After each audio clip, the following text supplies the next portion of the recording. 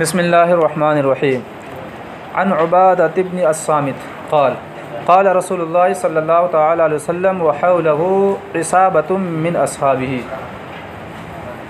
حضرت عبادہ بن صامت رضی اللہ تعالی عنہ سے مروی ہے، وہ کہتے ہیں نبی کریم صلی اللہ تعالی علیہ وسلم نے ارشاد فرمایا، اس حال میں کہ آپ کے پاس، آپ کے ارد گرد عصابۃ من اصحابہ، صحابہ کرام کا ایک گروہ موجود تھا، صحابہ کرام کی ایک جماعت موجود تھی۔ عصابہ کا معنی ہوتا ہے گروہ، جماعت۔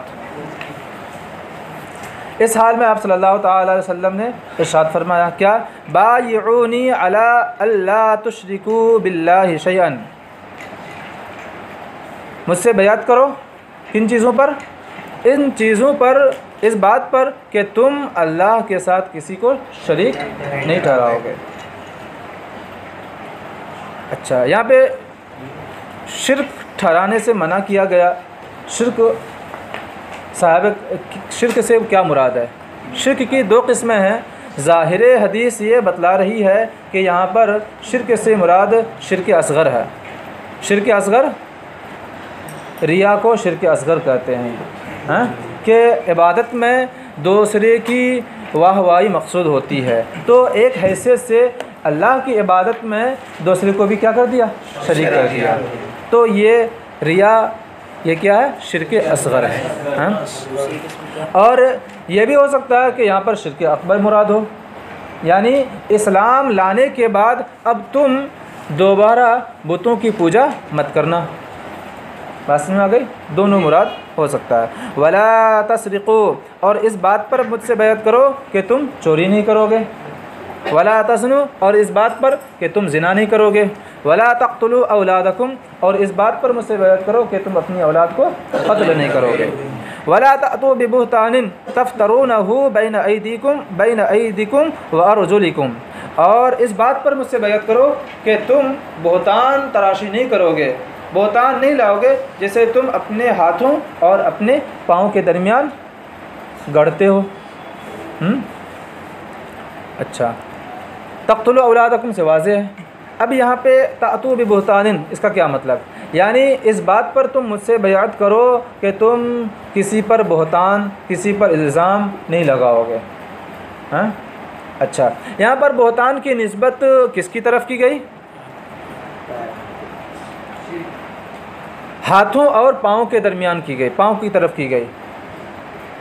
ٹھیک ہے، ہاتھوں اور پاؤں کی طرف بہتان کی نسبت کی گئی۔ اس کا کیا مطلب؟ اس کا مطلب یہ ہے کہ یہاں پر ہاتھ اور پاؤں بول کر پوری ذات مراد لی گئی۔ ٹھیک ہے، یعنی تم ایسا بہتان نہیں کرو گے جو تم اپنی ذات کی طرف سے لے کر آؤ، تم اپنی ذات سے کسی پر بہتان تراشی نہیں کرو گے۔ بات سمجھ میں آ گئی؟ اچھا، اس سے ایک مراد یہ بھی ہو سکتا ہے کہ دل ہو، چونکہ ہاتھ اور پاؤں کے درمیان کون سا حصہ ہے؟ یہ سینے کا حصہ ہے، اور سینے میں کون سی چیز ہوتی ہے؟ اہم چیز دل۔ تو مطلب کیا کہ تم اپنے دل کی طرف سے کسی پر بہتان تراشی نہیں کرو گے۔ بات سمجھ میں آ گئی؟ اچھا، بہتان کسے کہتے ہیں؟ حدیث پاک میں ہے کہ صحابہ کرام نے عرض کیا، صحابہ کرام سے عرض کیا گیا کہ تم غیبت نہ کرو۔ اس کا خلاصہ یہ ہے، تو صحابہ کرام نے عرض کیا یا رسول اللہ صلی اللہ تعالی علیہ وسلم، اگرچہ وہ برائی اس کے اندر واقعی میں موجود ہو پھر بھی ہم بیان نہ کریں؟ تو آپ صلی اللہ تعالی علیہ وسلم نے ارشاد فرمایا کہ اگر وہ برائی واقعی میں، حقیقت میں ان کے اندر جن کی برائی کی جا رہی ہے موجود ہے تو یہ غیبت ہے، اور اگر ان کے اندر موجود نہیں ہے تو یہ کیا؟ تہمت ہے، بہتان ہے۔ بات سمجھ آ گئی؟ جی۔ یہ ولا تعصوا فی معروف، اور کسی بھلائی میں نافرمانی نہ کرو، اور تم مجھ سے اس بات پر بیعت کرو کہ کسی بھلائی میں نافرمانی نہیں کرو گے۔ بات سمجھ میں آ گئی؟ معروف سے یہاں پہ مراد کیا ہے؟ معروف ایک ایسا لفظ ہے جو تمام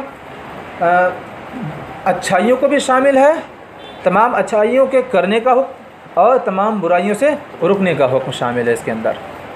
مطلب کیا؟ معروف ہر اس چیز کو کہتے ہیں جس کا حسن اور جس کا قبح شریعت کے اندر معروف اور مشہور ہو۔ مطلب کیا ہوگا پھر؟ مطلب یہ ہوگا کہ جس کا حسن شریعت کے اندر معروف اور مشہور ہو اس کو چھوڑ کر کے اس کی نافرمانی نہ کرو، جیسے کہ نماز، زکوٰۃ، روزہ، یہ اچھائیاں ان کا حسن شریعت کے اندر معروف و مشہور ہے، تو ان کو چھوڑ کر کے اس معروف کی نافرمانی نہ کرنا، ٹھیک ہے؟ اچھا، اور جن کا قبیح ہونا شریعت کے اندر معروف و مشہور ہے کہ فلاں چیز کیا ہے، بری ہے، فلاں چیز قبیح ہے، مثال کے طور پر شراب پینا، جوا کھیلنا، زنا کرنا، یہ ساری چیزیں، ان ساری چیزوں کا قبح کیا ہے شریعت کے اندر معروف و مشہور ہے، تو اس وقت نافرمانی کا مطلب یہ ہوگا کہ ان سارے برے کاموں کو کر کے نافرمانی نہ کرو۔ بات سمجھ میں آ گئی؟ جی۔ اچھا، فمن وفا منکم فاجرہ علی اللہ، تو تم میں سے جو شخص وفا کر دے، پورا کر لے، اس بیعت کو پورا کر لے، فاجرہ علی اللہ، تو اس کا اجر و ثواب اللہ کے ذمہ کرم ہے، اللہ تبارک و تعالیٰ اسے ثواب عطا فرمائے گا۔ ومن اصاب من ذلک شیئا فعوقب به فی الدنیا، اور جو شخص ان برائیوں میں سے کسی برائی میں مبتلا ہو جائے تو اسے دنیا میں اس کا بدلہ دیا جائے گا، فہو کفارۃ لہ، تو وہ اس کے لیے کفارہ ہو جائے گا۔ مثال کے طور پر کسی نے زنا کر لیا تو اسے یا تو رجم کیا جائے گا یا 100 کوڑے لگائے جائیں گے، تو یہ دنیا کا بدلہ ہوگا، اور پھر یہی بدلہ اس کے لیے کفارہ ہو جائے گا، اب آخرت میں اس کو سزا نہیں دی جائے گی۔ اصابہ یصیب، اصابت جو ہے یہ افعال عامہ میں سے، یہ بہت سارے مواقع پر استعمال ہوتا ہے، لاحق ہونا، مبتلا ہونا، پیش آنا، یہ سارے معنی۔ ما اصاب من مصیبت فبما کسبت ایدیکم، جو بھی مصیبت تمہیں لاحق ہوتی ہے تو وہ تمہارے ہاتھوں کی وجہ سے۔ اس کا ترجمہ کریں گے، جو شخص اس میں سے یعنی ان برائیوں میں سے کسی میں مبتلا ہو جائے تو اس کا دنیا میں بدلہ دیا جائے گا، اور یہ اس کے لیے کفارہ ہے۔ اور اسی طرح کوئی کسی نے چوری کر لیا تو اسے ہاتھ کاٹا جائے گا دنیا میں، اور یہی چیز اس کے لیے کیا ہو جائے گی؟ کفارہ ہو جائے گی۔ ومن اصاب من ذلک شیئا ثم سترہ اللہ علیہ فی الدنیا فہو الی اللہ، اور ان میں سے، اور جو شخص ان میں سے کسی بھی کام میں مبتلا ہو جائے، پھر اللہ تبارک و تعالی نے دنیا میں پردہ پوشی فرما دی، تو وہ اللہ کے سپرد ہے۔ کسی نے چوری کر لیا، اب ظاہر نہیں ہو پایا تو یہ اللہ کے سپرد ہے۔ کسی نے زنا کر لیا، ظاہر نہیں ہو پایا تو سزا کیسے ملے گی؟ اللہ کے سپرد ہے۔ ان شاء عفا عنہ، اگر چاہے تو معاف فرما دے، و ان شاء عاقبہ، اور اگر چاہے تو آخرت میں عذاب دے۔ بات سمجھ میں آ گئی؟ سوائے شرک کے، شرک اکبر کے، کہ اگر دنیا میں کوئی شرک اکبر کرتا ہے تو دنیا میں بھی اس کو سزا ملے گی، اسلامی حکومت ہوگی تو اسے سزا دی جائے گی، یا پھر اس کو جزیہ دینے پر مجبور کیا جائے گا، اور آخرت میں بھی اسے سزا دی جائے گی۔ یہ شرک معاف نہیں ہے۔ بات میں آ گئی؟ یہ شرک اکبر آخرت میں بھی معاف نہیں ہے، یہ اس سے مستثنیٰ ہے۔ بات میں آ گئی؟ فبایعناہ علی ذالک، تو ہم نے نبی کریم صلی اللہ تعالی علیہ وسلم سے ان باتوں پر بیعت کر لی۔ متفق علیہ، یہ حدیث پاک متفق علیہ ہے، شیخین نے اس حدیث پاک کو روایت کیا۔ تو یہ حدیث پاک تمام برائیوں سے رکنے اور تمام اچھائیوں کے کرنے کا ایک اہم ذریعہ اور ایک اہم ابھارنے والی حدیث پاک ہے۔ بات سمجھ میں آ گئی؟ چلیے۔ وعن ابی سعید الخدری قال خرج رسول اللہ صلی اللہ تعالی علیہ وسلم فی اضحیٰ او فطر الی المصلی فمر علی النساء۔ حضرت ابو سعید خدری رضی اللہ تعالی عنہ سے مروی ہے، وہ فرماتے ہیں نبی کریم صلی اللہ تعالی علیہ وسلم نکلے۔ کس دن نکلے؟ راوی کو یہاں پہ شبہ ہو گیا کہ بقرعید کا موقع تھا یا عید الفطر کا موقع تھا، اس بنیاد پر، اس شبہ کی بنیاد پر احتیاط کی وجہ سے انہوں نے دونوں کا ذکر کر دیا، یا تو عید الفطر کے موقع پر یا عید الاضحیٰ کے موقع پر نکلے۔ کدھر نکلے؟ الی المصلی، عیدگاہ کی طرف، چونکہ عید کی نماز گاؤں بستی سے باہر پڑھی جاتی ہے، اس وقت بھی یہی ماحول تھا تو اس کی طرف اشارہ ہے۔ ورنہ تو مسجد نبوی میں اگر نماز ادا کی جاتی تو مسجد نبوی تو آپ کا حجر مقدس ہے، قریبی میں۔ اچھا، فقال یا معشر النساء، تو آپ صلی اللہ تعالی اچھا فمر علی النساء، تو آپ صلی اللہ تعالی علیہ وسلم کا گزر عورتوں کے پاس سے ہوا. آپ نے ارشاد فرمایا اے عورتوں کے گروہ تصدقنا، صدقہ کرو. ہاں آگے صدقہ کیوں کرو؟ آگے اس کی طرف اشارہ ہو رہا ہے کہ کیونکہ صدقہ کرنے سے گناہیں ختم ہو جاتی ہیں، گناہ مٹ جاتے ہیں. کیسے اشارہ ہو رہا دیکھیے. فَإِنِّي أُرِيتُكُنَّ أَكْثَرَ أَهْلِ النَّارِ، کیونکہ مجھے دکھایا گیا کہ تم کیا ہو؟ جہنمیوں میں سب سے زیادہ ہو. یعنی مجھے یہ دکھایا گیا ہے کہ جہنمیوں کی سب سے زیادہ تعداد تم عورتوں کی ہے. ٹھیک ہے. اب یہ دکھانا کہاں کیسے ہوا؟ یا تو یہ ہو سکتا ہے کہ حضور صلی اللہ تعالی وسلم کو خواب میں دکھا دیا گیا. ٹھیک ہے. یہ بھی ہو سکتا ہے کہ حضور صلی اللہ تعالی علیہ وسلم کو وحی کے ذریعے سے بتا دیا گیا. اور یہ بھی ہو سکتا ہے کہ حضور صلی اللہ تعالی علیہ وسلم نے موقع معراج میں دیکھ لیا. بات سمجھ میں آ گئی؟ یہ بھی ہو سکتا ہے. فقلنا وبما یا رسول اللہ صلی اللہ علیہ وسلم، ظاہر سی بات ہے یہ عورتوں کے حوالے سے کہ تمہاری تعداد جہنم میں سب سے زیادہ ہوگی، تو دل میں تو وہ اس بنیاد پر انہوں نے پوچھا. فقلنا، عرض کیا یا رسول اللہ صلی اللہ علیہ وسلم کس وجہ سے ہماری تعداد زیادہ ہوگی جہنم میں؟ قال تکثرن اللعنہ، کہ تم زیادہ لعنت بھیجتے ہو دوسروں پر.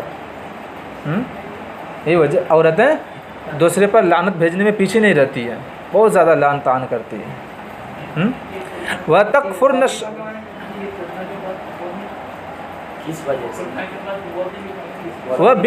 بما ما استفہامیہ ہے، الف کو حذف کر دیا. کس وجہ سے ہماری تعداد زیادہ ہوگی جہنم میں؟ ٹھیک ہے، یہ مطلب ہے. تو آپ صلی اللہ علیہ وسلم نے ارشاد فرمایا کہ تمہاری تعداد جہنم میں کس وجہ سے ہوگی؟ اس وجہ سے ہوگی کہ تم زیادہ لعنت بھیجتے ہو اور اپنے شوہروں کی نافرمانی کرتے ہو. وَتَكْفُرْنَ عَشِيرَ، عشیر کا معنی شوہر، یہاں پر تم اپنے شوہروں کی نافرمانی کرتے ہو. بات سمجھ میں آ گئی؟ اگر عورتوں کی نافرمانی دیکھنی ہو تو آپ دیکھ سکتے ہیں آسانی کے ساتھ، اپنے ارد گرد کا جائزہ لیں. ایک مثال یوں بھی سمجھ سکتے ہیں کہ اگر کسی عورت کو اپنے شوہر کے گھر پر زندگی بھر آشائش ملے، راحت و آرام ملے، کسی چیز کی کوئی کمی نہ ہو، سال ہر سال کے بعد اگر کبھی کسی چیز کی کوئی کمی ہو جائے تو فوراً بکنا شروع کر دیتی ہیں کہ جب سے میں گھر میں آئی ہوں تو ابھی سے پریشان ہوں، کبھی مجھے اس گھر میں چین و سکون نہیں ملا ہے. یہ کیا ہے؟ شوہروں کی نافرمانی ہے کہ زندگی بھر آرام اور سکون کی زندگی ملی، ایک وقت کسی چیز کی کمی ہو گئی تو فوراً ناشکری. اور لعنت زیادہ بھیجتی ہو تم لوگ.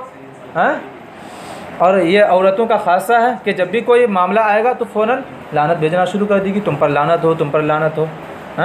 لعنت کیا ہے؟ لعنت کی نسبت اگر اللہ کی طرف ہو تو اس کا مطلب یہ ہوتا ہے کہ اللہ تبارک و تعالیٰ نے اپنی رحمت سے دور فرما دیا. اور اگر لعنت کی نسبت بندے کی طرف ہو تو اس کا مطلب یہ ہوتا ہے کہ اللہ کی رحمت سے دوری کی دعا کرنا. اللہ کی رحمت سے دور ہو جائے اس کے لیے دعا کرنا، یہ لعنت ہے. کسی شخص معین پر لعنت بھیجنا جائز اور درست نہیں ہے. بات سمجھ میں آ گئی؟ کیونکہ اس کو یہ نہیں معلوم ہے کہ اللہ تبارک و تعالیٰ اپنی رحمت اس سے دور فرمائے گا کہ نہیں. شخص غیر معین کے لیے مبہم طور پر لعنت بھیجی جا سکتی ہے. مثال کے طور پر کہ زید پر لعنت ہے، ایسا نہیں کر سکتے، ایسا کرنا درست نہیں ہے. لیکن اگر یوں کہے کہ زانی پر لعنت ہو، چوری کرنے والے پر لعنت ہو، تو ایسا کرنا درست ہے. اچھا، ما رأيت من ناقصات عقل ودين اذهب للب الرجل الحازم من احداكن. ناقصات معنی کم، اچھا، اذهب معنی زیادہ لے جانے والا، ذهب يذهب نہ جانا، اذهب زیادہ. لب کا معنی ہوتا ہے عقل، الرجل الحازم کا معنی ہوتا ہے عقل مند مرد. احداکن یہ اس میں تفضیل سے متعلق ہے. حضور صلی اللہ علیہ وسلم نے ارشاد فرمایا کہ ناقصات عقل اور ناقصات دین میں سے ایک عقل مند مرد کے عقل کو تم سے زیادہ لے جانے والی کسی اور کو نہیں دیکھا. ناقصات عقل اور ناقصات دین میں تم سے زیادہ کسی عقل مند مرد کے عقل کو لے جانے والی نہ دیکھا، کسی اور کو نہ دیکھا۔ یعنی مطلب یہ ہے کہ اگرچہ تم ناقصات عقل ہو، تمہاری عقل کم ہے، لیکن اس کے باوجود بھی بڑے بڑے عقل مندوں کے چھکے چھڑا دیے، بڑے بڑے عقل مندوں کو تم نے کیا کر دیا؟ مکر و فریب دے دیا، یہ مطلب ہے۔ بات میں آ گئی؟ ان کو دھوکہ دے دیا۔ قلنا ما نقصان دیننا و عقلنا، یہی وجہ ہے نا، کہا جاتا ہے کہ شیطان بھی عورتوں کے مکر و فریب سے پناہ مانگتا ہے، کیونکہ ان کا مکر و فریب بہت ہی زیادہ ہوتا ہے۔ آپ کو احساس بھی نہیں ہوگا کہ ہمارے ساتھ عورت کس طرح سے مکر و فریب کر سکتی ہے۔ عورتوں نے کہا یا رسول اللہ صلی اللہ علیہ وسلم، ہمارے دین اور ہمارے عقل کی کمی کیا ہے؟ یعنی کس اعتبار سے ہماری عقل کم ہے اور کس اعتبار سے ہمارا دین کم ہے، دین میں کمی ہے یا رسول اللہ صلی اللہ علیہ وسلم؟ قال، آپ صلی اللہ علیہ وسلم نے ارشاد فرمایا، الیس شہادت المرأۃ مثل نصف شہادت الرجل، کیا عورت کی گواہی مرد کی گواہی کے نصف کے برابر نہیں ہے؟ یہی کیا ہے؟ نقصان دین ہے، نقصان دین۔ یعنی ایک مرد کی گواہی 2 عورتوں کے برابر ہے، آدھے مرد کی گواہی 1 عورت کے برابر ہے۔ تو اس سے کیا پتہ چلتا ہے کہ ان کی عقل کم ہے، ان کی عقل کی کمی کی وجہ سے۔ قلنا بلا، تو انہوں نے عرض کیا کیوں نہیں، ایسا ہی معاملہ ہے۔ قال، آپ نے ارشاد فرمایا، فذلک من نقصان عقلها، تو یہ عورت کی عقل کی کمی کی وجہ سے ہے۔ اچھا، ایسا کیوں کہا گیا؟ ایسا اس لیے کیا گیا کہ عورت کیا ہے، فطرتاً بھولتی بہت زیادہ ہے، بھولنے کی بیماری عورت کو زیادہ ہوتی ہے۔ اس بنیاد پر اللہ تبارک و تعالی نے قرآن پاک میں ارشاد فرمایا، ان تضل احداہما فتذکر احداہما الاخری، کہ گواہی دینے کے وقت اگر کوئی عورت بہک جائے، دوسری بات کرنے لگے، تو دوسری عورت اسے یاد دلا دے کہ نہیں ایسا واقعہ ہوا تھا۔ بات سمجھ آ گئی؟ تو یہ ان کے عقل کی کمی ہے۔ اچھا، قال، ارشاد فرمایا، الیس اذا حادت لم تصلی ولم تصم، کیا ایسا نہیں ہے کہ جب عورت کو حیض کا خون آتا ہے تو وہ نہ نماز پڑھتی ہے اور نہ روزہ رکھتی ہے؟ قلنا بلا، تو صحابہ کرام نے، جو عورتیں تھیں صحابیات نے، انہوں نے عرض کیا کیوں نہیں، ایسا ہی معاملہ ہے۔ قال، ارشاد فرمایا، فذلک من نقصان دینہا، تو یہ عورت کے دین کی کمی کی وجہ سے ہے، کہ عورت کو مکمل طریقے سے پوری زندگی بھر اللہ تبارک و تعالیٰ کی عبادت کرنے کا موقع نہیں مل رہا ہے، کچھ ایام کم ہو جا رہے ہیں، برخلاف مرد کے کہ مرد کو بالغ ہونے کے بعد سے لے کر مرد دم تک مکمل طریقے سے عبادت کرنے کا موقع مل رہا ہے۔ متفق علیہ۔ وعن ابی ہریرہ قال، قال رسول اللہ صلی اللہ تعالی علیہ وسلم، کذبنی ابن آدم ولم یکن لہ ذلک۔